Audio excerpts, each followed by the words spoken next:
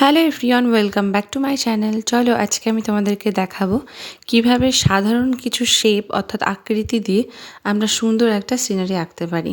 এখানে এগুলো কিন্তু আমাদের আঁকার প্রথম ধাপ। তো আমরা যখন মনে করছি যে আঁকা শিখছি প্রথম এবং তারপর আমরা একটা সুন্দর সিনারি আঁকবো, তো সেই ক্ষেত্রে কিন্তু এইগুলো আমাদের প্রথম ধাপ। আমাদের প্রথমে এইগুলোই করতে হবে।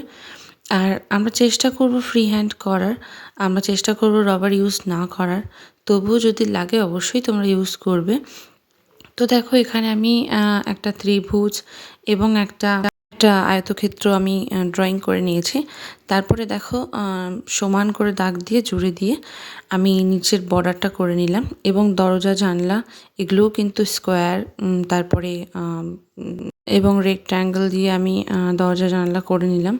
তারপরে আমি একটা পাইপ করব, সেটাতেও কিন্তু বেশ সুন্দর শেপ তোমরা দেখতে পাচ্ছ, সিলিন্ডার টাইপের একটা শেপ করেছি আমি এখানে।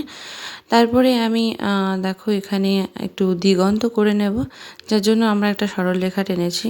তো তারপরে আমি একটুখানি কার্ভ লাইন করে আমি ঝোপঝাড় টাইপের করে দেব, রাস্তা করে দেব। ব্যাস, আমাদের একটা সুন্দর সিনারি কিন্তু রেডি। ওপরে একটা সার্কেল করে দিলাম সানের জন্য।